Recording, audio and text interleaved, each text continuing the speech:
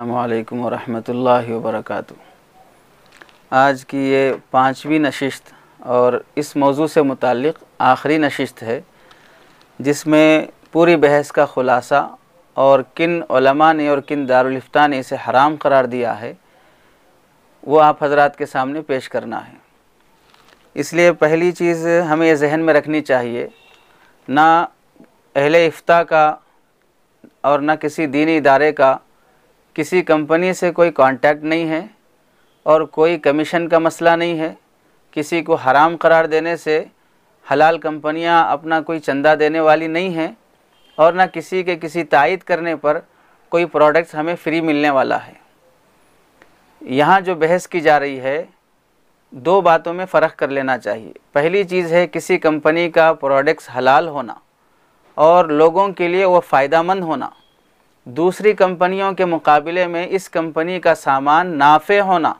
یہ الگ بحث ہے۔ اسے کوئی دارالافتاء حرام قرار نہیں دیتا اور نہ کسی اس طرح کی کمپنی کی پروڈکٹس اور اس کے فوائد پر کوئی انگلی اٹھاتا ہے۔ ہمیں اس سے بحث نہیں، ممکن ہے کہ اس طرح کی چین سسٹم کی جتنی کمپنیاں ہیں واقعتاً اس میں فائدے پائے جاتے ہوں،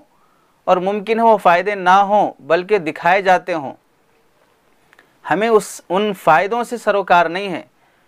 فی نفسی ہی وہ ہو بھی سکتے ہیں اور نہیں بھی ہو سکتے ہیں، وہ علماء کی تحقیق کا میدان نہیں ہے۔ یہاں بحث جو ہو رہی ہے اس طریقہ کار سے تجارت پر، کہ اس طرح ممبر سازی کے ذریعے سے کسی بھی کمپنی کا سامان خریدنا اور اس کو اپنی تجارت کا میدان بنانا، یہ شرعاً جائز ہے یا ناجائز ہے، وہ موضوع بحث ہے یہاں پر۔ اس واسطے جب یہاں بحث ہو رہی ہو، یعنی گفتگو اس متعلق ہے، تو سمجھ لیں کہ طریقہ کار سے متعلق گفتگو ہو رہی ہے کہ یہ طریقہ کار شرعاً ناجائز اور حرام ہے۔ رہی بات یہ کہ بیچ میں یہ جو بات آئی تھی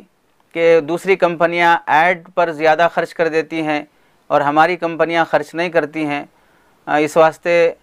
وہ میٹیریل کم لگاتی ہیں اور نقصان کی چیزیں کیمیکل زیادہ لگاتی ہیں، تو یہ بات صحیح ہے، لیکن غور کرنا یہ ہے کہ جب یہ کمپنیاں ایڈورٹائز پر خرچ نہیں کرتی ہیں پیسہ، تو اس کے باوجود بھی ان کمپنیوں کی پروڈکٹس زیادہ مہنگی کیوں ہو جاتی ہیں؟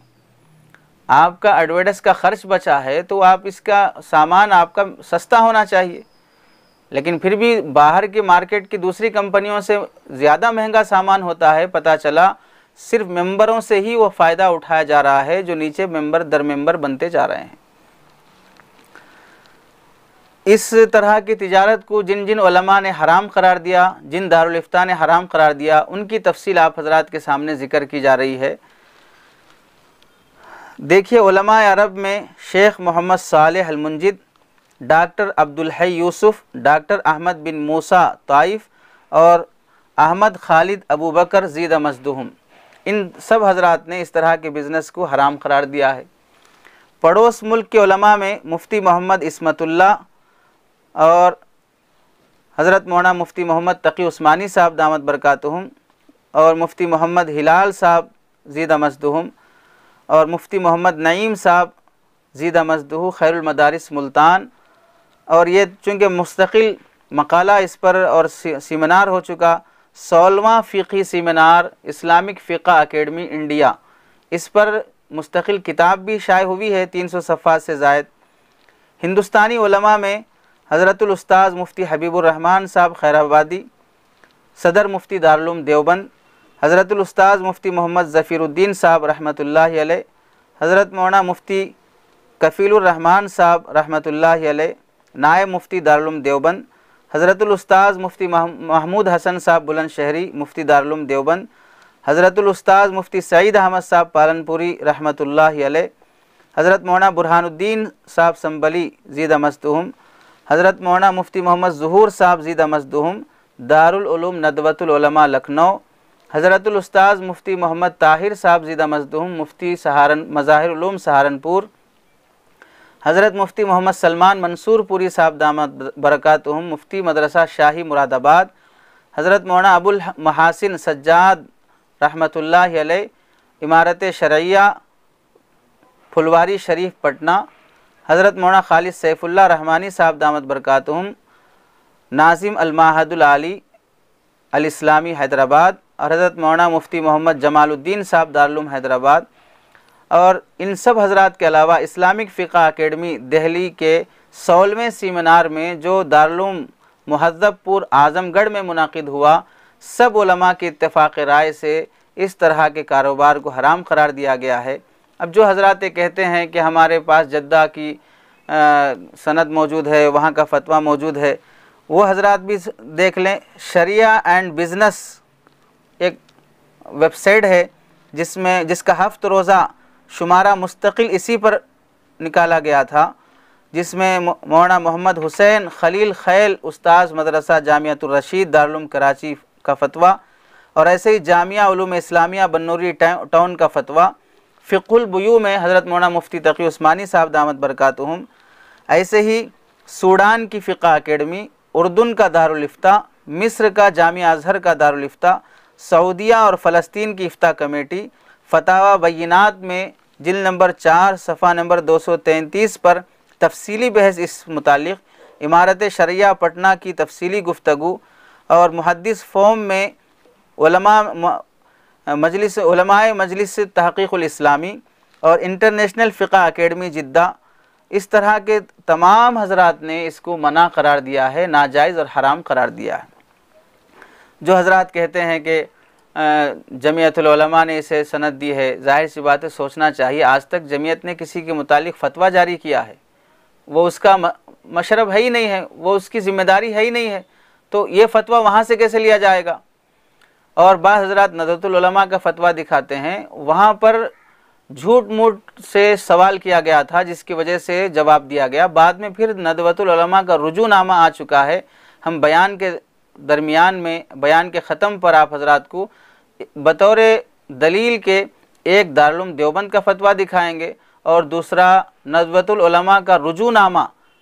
وہ بھی دکھایا جائے گا، جس میں پہلے جواب سے رجوع کیا جا چکا ہے۔ اب جو شخص سوال کر کے چلا گیا وہ اپنا جواب ہی دکھا رہا ہے، ادارے کا رجوع نامہ نہیں دکھا رہا ہے۔ اور بعض حضرت مولانا مفتی شعیب اللہ خان صاحب دامت برکاتہم کا حوالہ بھی دیتے ہیں، کسی مفتی نے اور کسی عالم دین نے اس طرح کے نظام کو جائز ہرگز نہیں کہا ہے۔ اس واسطے جو حضرات اس طرح کی لائن سے بزنس سے جڑے ہیں ان حضرات سے درخواست ہے اس طرح کے کاروبار سے توبہ کی جائے۔ اس طرح کا معاملہ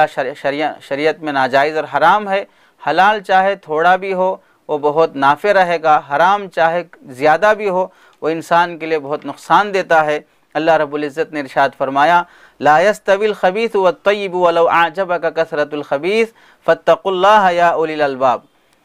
حلال اور حرام پاک اور ناپاک برابر نہیں ہو سکتے، اگرچہ کہ تمہیں ناپاکی اور بری چیزیں، حرام چیزیں اور ان کی کثرت بہت اچھی لگتی ہو، اور اللہ فرماتے ہیں عقل مند لوگوں ان سے بچنے کی کوشش کرو۔ ممبر بنے بغیر اس سامان کا خریدنا شرعاً جائز ہو سکتا ہے، لیکن اس طرح کی کمپنیوں کا جو حرام نظام پر مشتمل ہیں تعاون کی وجہ سے کراہت سے خالی نہیں ہے۔ اور ممبر سازی کا سسٹم، اس میں کئی مفاسد پائے جاتے ہیں جو چوتھی نشست میں بیان کیے جا چکے ہیں، حرام کی کئی وجوہات پائی جاتی ہیں۔ اس طرح کے بزنس کو اپنانا شریعت میں ناجائز اور حرام ہے، اور اگر کسی صاحب کو اس تفصیلی گفتگو کے بعد بھی کوئی اشکال موجود ہو، آپ اپنے شہر کے ماہر تجربہ کار اہل فتاویٰ سے، مفتیان اکرام سے، علماء اکرام سے رجوع کر سکتے ہیں۔ براہ راست دارالافتاء سے، دارالعلوم دیوبند سے رجوع کیا جا سکتا ہے۔ آج کل کے زمانے میں تو بہت آسان ہے کہ ویڈیو کے نیچے آپ کمنٹ میں لکھ دیں جو چیز آپ کو بولنا ہے، جو اشکال موجود ہے، سنجیدگی سے جو سوالات کیے جاتے ہیں اس کا جواب بھی دینے کی کوشش کی جاتی ہے، اور سنجیدہ گفتگو اور بحث کے لیے آدمی وقت بھی فارغ کر سکتا ہے، اور غیر سنجیدہ مزاج یا غیر سنجیدہ گفتگو دونوں کے لیے، جانبین کے لیے کافی نقصان دہ ہوتی ہے۔ اس لیے ان حضرات سے درخواست ہے جو اس طرح کے کاروبار میں شامل ہیں، ایسے کاروبار سے توبہ کی جائے، اور جو نفع اب تک اس سے حاصل ہو چکا ہے وہ واجب التصدق ہے، اسے صدقہ کر دینا واجب ہے۔ یہ حرام طریقے سے کمایا گیا ہوا مال شریعت میں ناجائز اور حرام ہے، اس واسطے اس سے بچا جائے، توبہ کی جائے۔ جو بھائی اس میں شریک ہو چکے ہیں آئندہ ممبر سازی کی کوشش ہرگز نہ کریں، اپنے ہی رشتہ داروں کو یہودی کمپنیوں کے حوالے نہ کریں۔ آپ یہ بھی دیکھ لیں ویڈیو کے آخر میں کہ دنیا میں تقریباً جتنی کمپنیاں چل رہی ہیں ساری کی ساری یہودی کمپنیاں ہیں، چاہے وہ چین سسٹم کی ہوں، چاہے وہ کسی اور سسٹم کی ہوں۔ بس 8-10 कंपनियां मेन यहूदी कंपनियां हैं, बाकी सब नीचे दूसरी कंपनियों को ख़रीदी हुई हैं, वो दूसरी कंपनियों को ख़रीदी हुई हैं। मुसलमान बिज़नेस के मामले में भी काफ़ी पीछे होता जा रहा है। हमें हलाल तरीक़े से आगे बढ़ने की कोशिश करना चाहिए। आप देख लें इस फ़ोटो को जो दिखाया जाएगा, जिसमें बुनियादी तौर पर चंद कंपनियाँ हैं जो सारी कंपनियों को ख़रीद के रखी हैं। तो हम किसी यहूदी कंपनी की तायद नहीं कर रहे हैं और ना किसी से हमें कोई अदावत और दुश्मनी है। हलाल कंपनियां पाई जाती हैं और कोशिश करनी चाहिए, नहीं पाई जाती हैं तो जो हलाल तरीक़े से हम सामान ख़रीद सकते हैं, इन कंपनियों से भी यही सामान आम बाज़ार में बिकने की इजाज़त हो। हर शख्स को जैसे आम सामान मेंबर बने बगैर ख़रीदा जा सकता है, ख़रीदने की इजाज़त हो, तो फिर इसमें कोई मना नहीं है, कोई रुकावट नहीं है। अल्लाह से दुआ है कि अमल की तौफ़ीक़ और समझ की तौफ़ीक़ नसीब फ़रमाए।